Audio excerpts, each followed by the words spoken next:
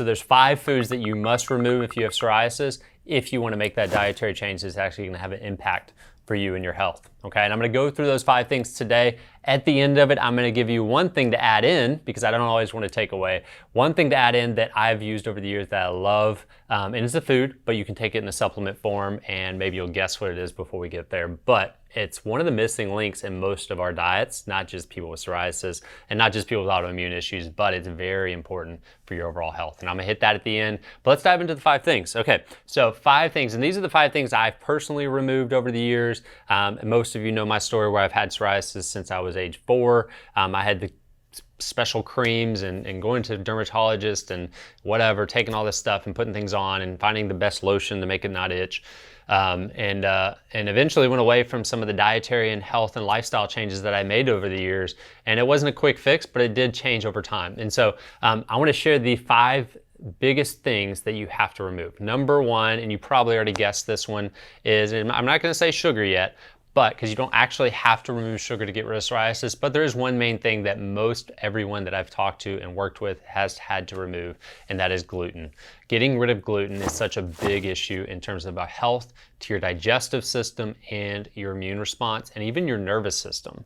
Few people realize that the bacteria and the health of the gut actually speaks to or sends signals to what we call our vagus nerve that comes and connects with the brain and everything else in our nervous system to put the body into a relaxed state. And so if there's inflammation in the gut, it's going to cause a stress response, and we're not going to digest food very well, okay? And so gluten is number 1. And the reason is here's the reason. Most people say, okay, well, you think about, look at the Bible. They used to eat wheat, they used to eat grains, and it's been part of the world for so long. How could it be bad for us? It's a natural food, right?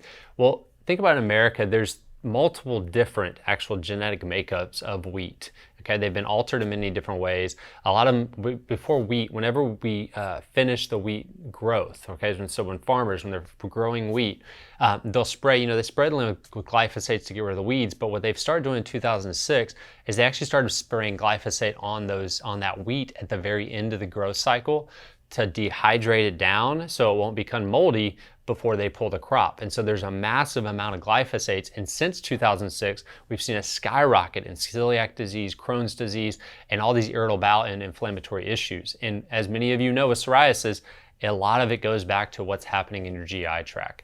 And so removing gluten, when we eat gluten, our body sees it. It doesn't matter if you have celiac disease or not. Your body sees that gluten as an infection. It looks at it as this gummy substance, and it says, okay, there's an infection happening here. It releases something called zonulin in your gut. And if you want to deep dive into this, Google gluten and the zonulin response, but that zonulin response actually causes the gut lining to gap open. You've heard of a leaky gut, right? And so when we have that leaky gut, the gut lining gaps open, now these proteins from our food and bacteria and viruses and all these other things that are in our GI tract can actually get into our bloodstream and create an immune response. And if that happens long enough, it can create such an immune response that it actually triggers into an autoimmune response. And for you, if you have psoriasis, that means you have a polymorphism or genetic SNP that will cause you to get psoriasis when this happens in that autoimmune response, whereas someone else it might be something different, okay? So I hope that made sense, but gluten sticks within our body for a while. So if you eat a pizza, let's say today, a week from now, your body's still responding to that gluten that came in, okay? So removing gluten completely is essential. Now, I will tell you, don't just go to the grocery store and just buy everything gluten-free, because that doesn't mean it's healthy just because it's gluten-free. Okay, so number 1 is gluten. Number 2 that you must shift in your diet is, and this isn't 100% for everybody. Actually, I will say it is dairy. And this is why I'm saying dairy, but not just dairy, but conventional dairy. And what I mean is dairy that's raised, and a cow that's raised the way a cow shouldn't be raised, meaning fed grains, stuck in a cage.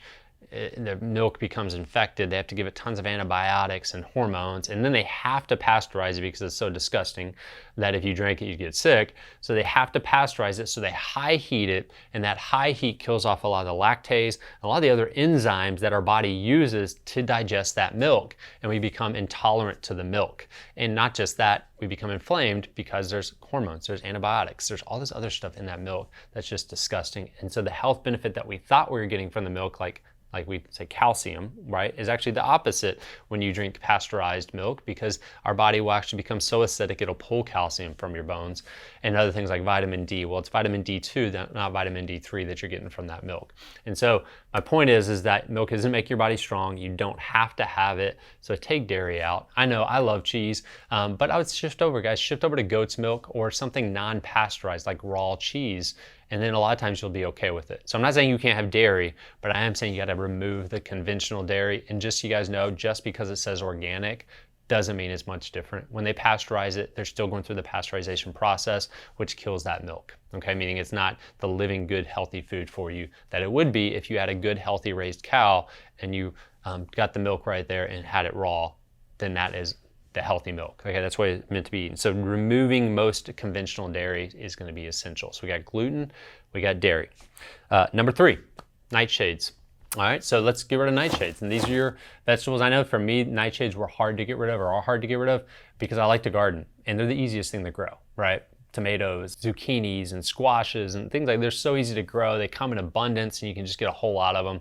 So that one is a little bit difficult, but I can tell you, I will say not everybody that I've helped get rid of psoriasis has had to remove nightshades, but majority of people have. So if you're someone trying to find answers, I would say remove nightshades along with the gluten and the dairy. Okay.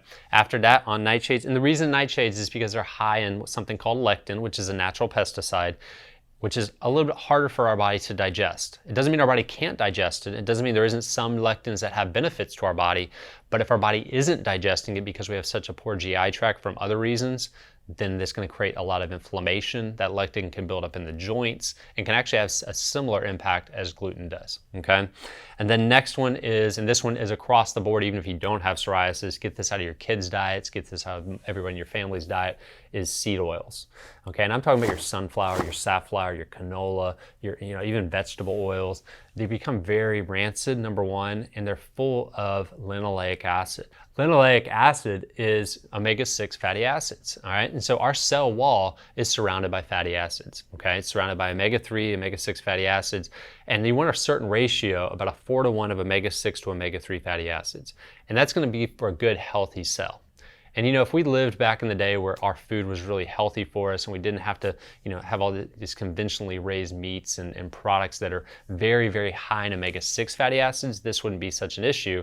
But we have such a high omega-6 fatty acid diet already that when you add in something like a seed oil, now sunflowers aren't bad, but when you pump all this oil out of that seed and you put it all together into this oil that we're using, it's so high in omega-6 fatty acids, it becomes extremely rancid. Linoleic acid has been, high levels of that have been linked back to heart disease, autoimmune disease, arterial wall damage, all those things there. And so seed oils are one of the biggest products in most of our foods. So let's say you're having gluten-free, you're having dairy-free, you're not eating nightshades, but then you have some crackers that are gluten-free, dairy-free, right?